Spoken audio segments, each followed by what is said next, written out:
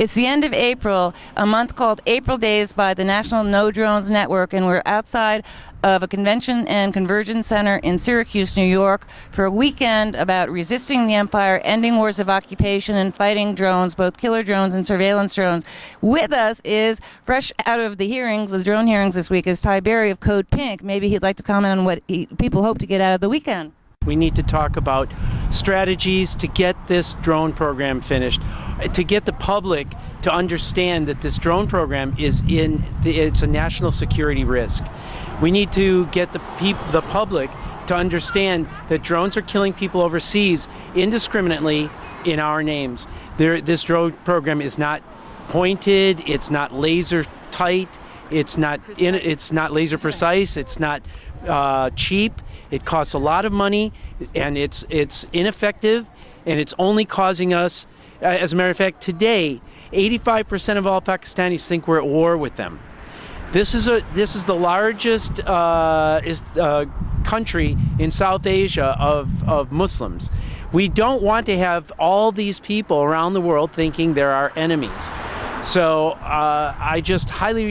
I'm looking forward to, I'm highly excited to listen to advice from those people that are out there every single day on the streets trying to bring this drone program to an end. And that's why I was in the hearing the other day, and that's why I went to jail, and that's why we need to talk to our representatives more pointedly. We need to really get in their face and say enough is enough.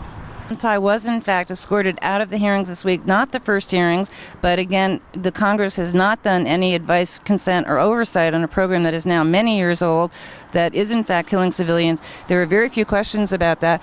And so the issue is, in addition to telling the public about what drones are doing and in how many countries, how many civilians, because in the hearings we heard over and over again, they're very precise. It's only militants.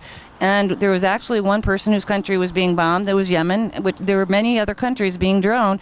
And so how do we get the representatives to listen as a first step, because the American public is not going to understand if they are not objecting themselves. They're not doing their oversight function. Just listening to this first ever congressional hearing on drone program, it's distressing, because they acted as if they know nothing about the drone program, and they acted as if their only concern is how to make this palatable to the American public, palatable to the world, how to make it an illegal, immoral weapons program legal and moral. This is their strategy right now, and it's just it's not only how great it is, and effective or wise, as John Brennan would say. Yes. But what they're trying to do is they're trying to make it legal, because it is an illegal program. The new white pages that came out did no more to legalize this drone program than the previous white pages. So they're trying to figure out a way of making this a legal program, and they will not be able to do it. And their attempts to just put it in the hands of the military, as it was portrayed in the hearing, it's not going to work. That's not enough. We need to end the drone program. We need to get rules and regulations. It's a shame that Human Rights Watch is not backing this. They are saying that there are legal uses of a drone program. Until there are regulations and rules set up for all international community, we cannot continue with this drone program for sure. I think the issues include U.S. constitutional law, because U.S. citizens have been targeted, which in some cases the senators seem a little more worried about that, and members of the House Judiciary, Armed Services, I think, as well, than about the fact that we are, in fact, creating enemies abroad, too. Obviously, we have issues of international law when there are signature strikes that go in and kill civilians right and left who have never been charged with anything. And some members of the House Judiciary have talked about maybe subpoenaing the White House to find out what the legal rationale is. It's hard to imagine.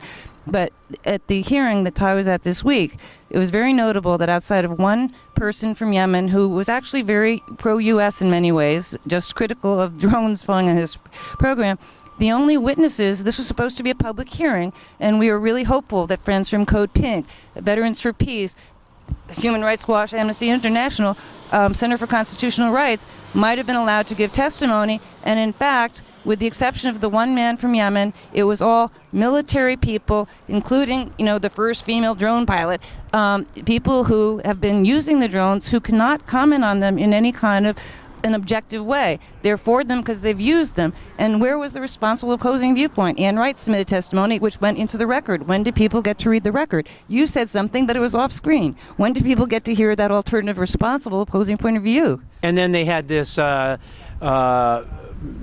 Bear, who was on there as a movie star, Mr. CIA guy. You know, this was not a serious hearing, and then the reason that I got so angry that I needed to shout out was because Lindsey Graham came in there. Here's a man who lost community members.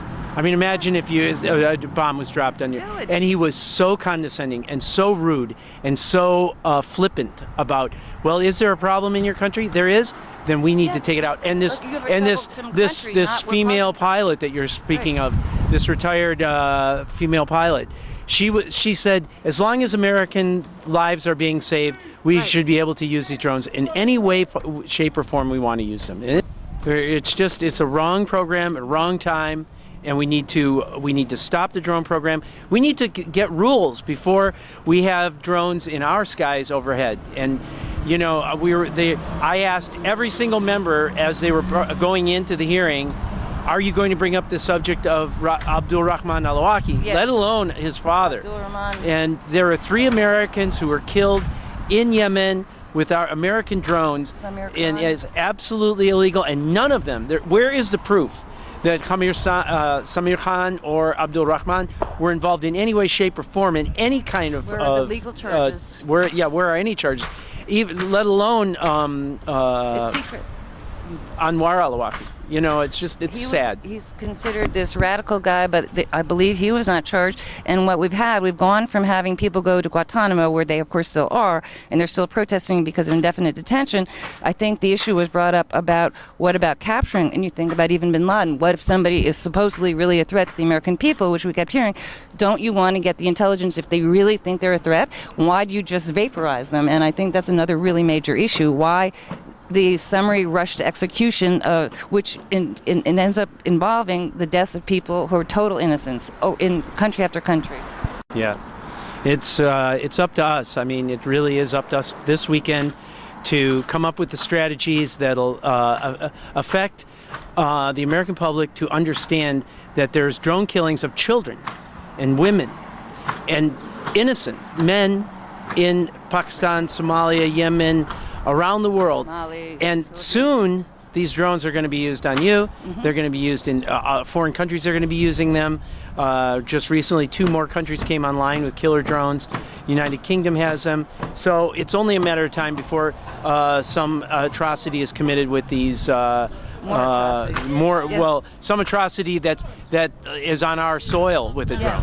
Yeah. So it's time to end the drone program and get rules and regulations in place. Thanks so much. I hope to see you later this weekend, and I hope that we get a lot of people who are on the same page and say, not in our name, not with our tax dollars, because it has been absolutely revolting to see the lack of understanding in the Congress and in the public. It's really been awful.